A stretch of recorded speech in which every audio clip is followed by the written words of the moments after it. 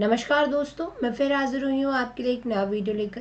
तो दोस्तों, जैसा कि आपको पता है कि चैनल पर पिछले 25 वर्षों के जो प्रश्न हैं, जो यूपीएससी सीएसई प्रीलिम्स में आ चुके हैं, इंडियन पॉलिटी के या कह सकते हैं भारतीय राज व्यवस्था के, तो वह क्वेश्चनों को क्या हम कर रहे हैं, डिस्कस कर रहे हैं। हम ऑलरेडी 2001 तक जो प्रश्न आ चुके हैं उन्हें डिस्कस कर चुके हैं। अगर आपने वो वीडियोस नहीं देखे हैं तो आप प्लेलिस्ट में जाकर उन वीडियोस को देख सकते हैं, क्योंकि वो वीडियोस आपके लिए बहुत ही ज़्यादा बेनिफिशियल होने वाले हैं। इसके साथ ही साथ हमने ऑलरेडी मॉडर्न हिस्ट्री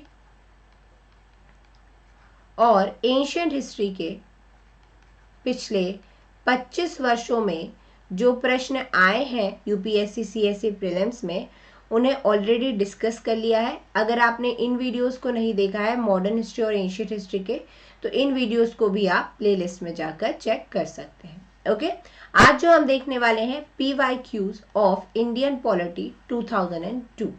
2002 में जो प्रश्न आए थे उनकी सीरीज चल रही थी और आज हम उसे कंटिन्यू करेंगे। चलिए, उसके पहले एक इम्पॉर्टेंट इन्फॉर्मेशन, और इन्फॉर्मेशन ये है, अनअकैडमी लाया है आपके लिए free test series for UPSC CSE aspirants, pathway to crack UPSC CSE with India's best educators. चलिए देखते हैं आखिर ये है क्या। तो अनअकैडमी लाया है आपके लिए T20 daily current affairs test series, जहां पर आपको मिलेगा 20 क्वेश्चंस 20 मिनट्स में 40 मार्क्स के, और ये डेली आपको मिलेगी 7:30 PM पर, जहां पर आपको डिटेल टेस्ट का एनालिसिस सेशन भी मिलेगा। ओके, अगर आप इस टेस्ट सीरीज को ज्वाइन करना चाहते हैं, अगर नहीं आपको करना ही है इस टेस्ट सीरीज को ज्वाइन, तो आप लिंक आपको डिस्क्रिप्शन बॉक्स में मिल जाएगी। आप जरूर इस टेस्ट सीरीज को अटेम्प्ट करिएगा। इसके साथ ही साथ अनअकैडमी आपको दे रहा है अनअकैडमी राइज 2.0। इसमें आपको मिलेंगे 20 क्वेश्चंस, जो कि आपको 30 मिनट्स में करने होंगे, और वह होंगे 40 मार्क्स के, और ये डेली होगी कब, 8:30 AM। लैंग्वेज जो इसमें आपको मिलेंगी वो है इंग्लिश एंड हिंदी, मतलब इंग्लिश एंड हिंदी दोनों लैंग्वेजेस में ये आपको प्रोवाइड होगी, ताकि किसी भी मीडियम के स्टूडेंट्स को क्या दिक्कत ना आए। इसकी लिंक ज्वाइन करने की आपको डिस्क्रिप्शन बॉक्स में मिल जाएगी। एक अनअकैडमी और लाया है अनअकैडमी इम्पल्स, जहां पर आपको 30 क्वेश्चंस मिलेंगे और आपको जो करना होगा 40 मिनट्स में, जो कि कितने मार्क्स के होंगे, 60 मार्क्स के होंगे, और ये जो है 10 AM पर ये जो है अनअकैडमी इम्पल्स ये होगा। डिटेल टेस्ट एनालिसिस सेशन भी इसमें आपको प्रोवाइड किया जाएगा, और ये थ्राइस अ वीक, मतलब वीक में कितनी बार होगा, 3 बार होगा। कौन कौन से दिन, ट्यूसडे, थर्सडे और सैटरडे। डे आप याद रखिएगा, क्योंकि आप अगर इस सीरीज को अटेम्प्ट करते हैं तो ये आपके लिए काफी बेनिफिशियल रहेंगी, चाहे अनअकैडमी इम्पल्स हो, अनअकैडमी राइज हो, या फिर आपका T20 हो। ओके, लिंक आपको डिस्क्रिप्शन बॉक्स में मिल जाएगी, तो आप जरूर इन टेस्ट सीरीज को अटेम्प्ट करिएगा। इसके साथ ही साथ complete your preparation for UPSC CSE with free live classes and test. अगर आपने अभी तक अनअकैडमी ऐप को डाउनलोड नहीं किया है, तो फटाफट गूगल प्ले स्टोर पे जाके अनअकैडमी ऐप को डाउनलोड कर लीजिए, क्योंकि अनअकैडमी ऐप पर आपको फ्री लाइव क्लासेस मिलती हैं। इसके साथ ही साथ आपको वहां पर टेस्ट, क्विजेस, वर्कशॉप्स यहाँ पर होती रहती है, जो कि बिल्कुल फ्री ऑफ कॉस्ट होती हैं। ओके, तो अगर आप इन फ्री लाइव क्लासेस को देखना चाहते हैं, या टेस्ट सीरीज को अटेम्प्ट करना चाहते हैं, क्विजेस को अटेम्प्ट करना चाहते हैं, वर्कशॉप को अटेंड करना चाहते हैं, तो to unlock the plus experience for free and start learning for the best, तो आप इस कोड का इस्तेमाल कर सकते हैं SWYT10 and get 10% instant discount for in plus subscription. और इसके साथ ही साथ आप free live classes, test, quizzes और वर्कशॉप इस कोड का इस्तेमाल करके बिल्कुल फ्री ऑफ कॉस्ट देख सकते हैं। तो आप जरूर इन जो फ्री क्लासेस हैं इनका फायदा लीजिए, क्योंकि फ्री में आपको अनअकैडमी ये प्रोवाइड कर रहा है। ओके दोस्तों, चलिए पहला प्रश्न देखते हैं आज का। पहला प्रश्न ये रहा स्क्रीन पर, भारत के संदर्भ में निम्नलिखित कथनों पर विचार कीजिए। पहला, मुख्य चुनाव आयुक्त और अन्य चुनाव आयुक्तों को समान अधिकार प्राप्त है, परंतु मिलने वाले वेतन में असमानता है। दूसरा, मुख्य चुनाव आयुक्त वही वेतन पाने का हकदार है जितना उच्चतम न्यायालय के न्यायाधीश को दिया जाता है। तीसरा, मुख्य चुनाव आयुक्त को उच्चतम न्यायालय के किसी न्यायाधीश को हटाने के तरीके और कारणों के अतिरिक्त किसी कारण से उनके पद से नहीं हटाया जा सकता। चौथा, चुनाव आयुक्त का कार्यकाल उसके पदभार संभालने की तारीख से 5 वर्ष अथवा उनके 62 वर्ष की आयु प्राप्त कर लेने के अधिक तक जो भी पहले होता है। आपको बताना है उपरोक्त में से कौन सा कथन सही है। केवल 1 और 2, 2 और 3, 1 और 4 और 2 और 4। इस क्वेश्चन को जो मैं रखती हूँ वो मैं रखती हूँ टफ कैटेगरी का क्वेश्चन / कंफ्यूजिंग और वेरी इंपॉर्टेंट। तो आप ध्यान से दीजिएगा। ओके, चलिए देखते हैं। पहला कथन देखिए कि मुख्य चुनाव आयुक्त और अन्य चुनाव आयुक्त को समान अधिकार प्राप्त है, परंतु मिलने वाले वेतन में असमानता है। तो ये जो पहला कथन है ये तो क्या है, बिल्कुल गलत है। परंतु अगर आप देखेंगे सेकंड कथन कि मुख्य चुनाव आयुक्त वही वेतन पाने का अधिकार है जितना उच्चतम न्यायालय के न्यायाधीश को दिया जाता है, तो ये कथन क्या है आपका, बिल्कुल सही है।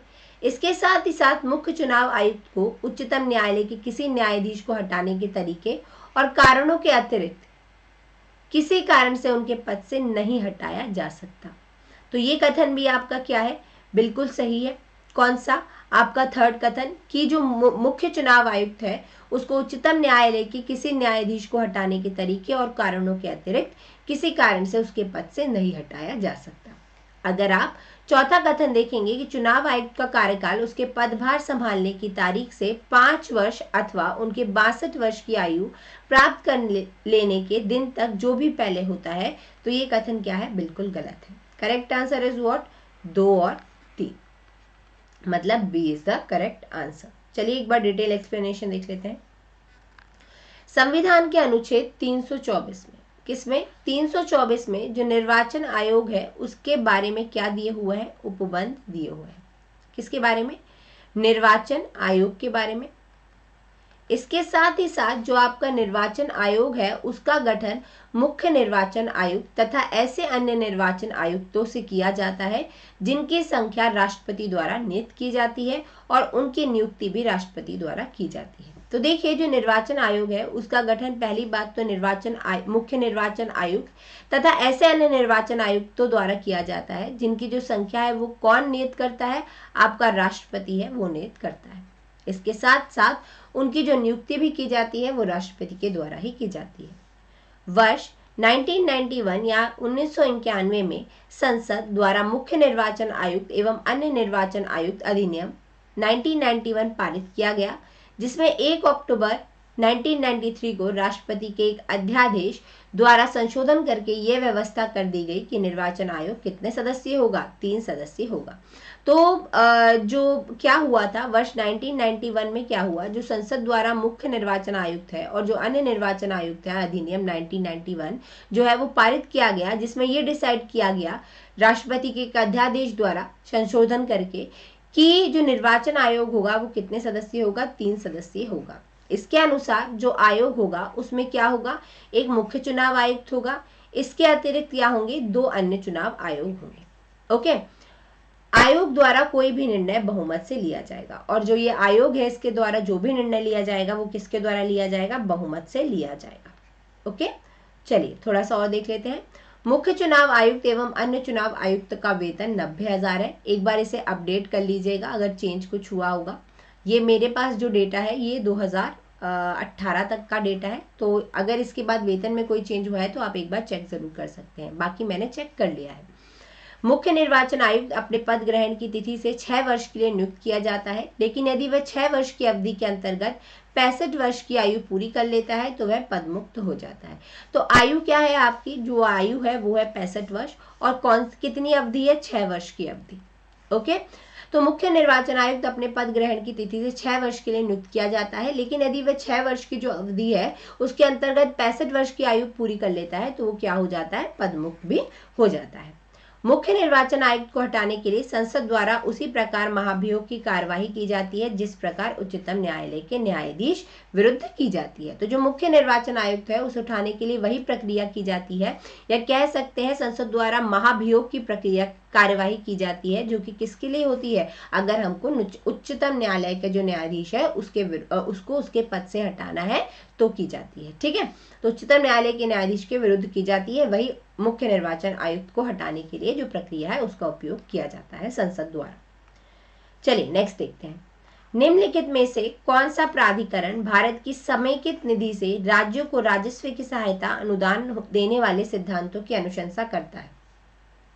ए वित्त आयोग, बी अंतः राज्य परिषद, सी केंद्रीय वित्त मंत्रालय, डी लोक लेखा समिति। इस क्वेश्चन को जो मैं रखती हूँ वो रखती हूँ मॉडरेट / वेरी इंपॉर्टेंट, तो आप लोग इसका आंसर ध्यान से दीजिएगा। चलिए देखते हैं, बात हो रही है कौन सा प्राधिकरण भारत की समेकित निधि से राज्यों को राजस्व की सहायता अनुदान देने वाले सिद्धांतों की अनुशंसा करता है। तो अगर राज्यों की राजस्व की सहायता अनुदान देने वाले सिद्धांतों की अनुशंसा की बात करें, वो भी भारत की समेकित निधि से, तो वो जो करता है वो करता है आपका कौन सा आयोग, वित्त आयोग। कौन सा आयोग, वित्त आयोग करता है। चलिए नेक्स्ट एक्सप्लेनेशन देख लेते हैं फटाफट। अगर हम संविधान के अनुच्छेद 280 की बात करें तो संविधान के अनुच्छेद 280 में वित्त आयोग के गठन का क्या दिया हुआ है, प्रावधान दिया गया है। वित्त आयोग के अध्यक्ष तथा सदस्यों की योग्यता के निर्धारण का अधिकार किसको दिया हुआ है, संसद को दिया हुआ है, और संसद ने इसके लिए वर्ष 1951 में वित्त आयोग अधिनियम 1951 पारित किया, जिससे बाद में वर्ष 1955 में संशोधित किया गया। तो देखिए क्या हुआ था, जो वित्त आयोग है उसके अध्यक्ष तथा जो सदस्यों की योग्यता है उसके निर्धारण करने का जो अधिकार है वो किसको दिया गया है, संसद को दिया गया है। इसके साथ ही साथ जो संसद है जो आपकी संसद है वही क्या उसके पास ये अधिकार है वित्त आयोग के अध्यक्ष तथा सदस्यों की योग्यता को निर्धारण करने का। अगर हम वर्ष 1951 की बात करें तो वित्त आयोग अधिनियम 1951 पारित किया गया, जो कि बाद में वर्ष 1955 में क्या किया गया था, संशोधित भी किया गया था। अगर हम संविधान के अनुसार बात करें कि वित्त आयोग के जो कार्य हैं वो क्या है, तो पहला जो है वो है केंद्र और राज्य के मध्य करों के शुद्ध आगमों के वितरण के बारे में और राज्यों के बीच ऐसे आगमों के भाग के आवंटन के बारे में सिफारिश करना। इसके साथ ही साथ भारत की जो संचित निधि है उसमें राज्यों के राजस्व में सहायता अनुदान को शामिल करने वाले सिद्धांतों के बारे में सिफारिश करना। जो भी भारत की संचित निधि में राज्यों के राजस्व है उसमें जो सहायता अनुदान शामिल करने हैं उसके सिद्धांतों के बारे में कौन सिफारिश करेगा, आपका वित्त आयोग सिफारिश करेगा। सुदृढ़ वित्तीय हित में राष्ट्रपति द्वारा आयोग को सौंपे गए किसी अन्य विषय के बारे में सिफारिश करना। जो आपका वित्तीय हित से राष्ट्रपति द्वारा आयोग को सौंपे गए जो भी अन्य विषय है उसके बारे में भी जो वित्त आयोग है वो क्या सिफारिश कर सकेगा। चलिए नेक्स्ट देखते हैं। नेक्स्ट क्वेश्चन है, उच्च न्यायालय के न्यायाधीशों के वेतन और भत्ते दिए जाते हैं ए भारत की समेकित निधि से, बी राज्य की समेकित निधि से, सी भारत की आकस्मिकता निधि से, डी राज्य की आकस्मिकता निधि से। इस क्वेश्चन को जो मैं रखती हूँ वो मैं रखती हूँ मॉडरेट /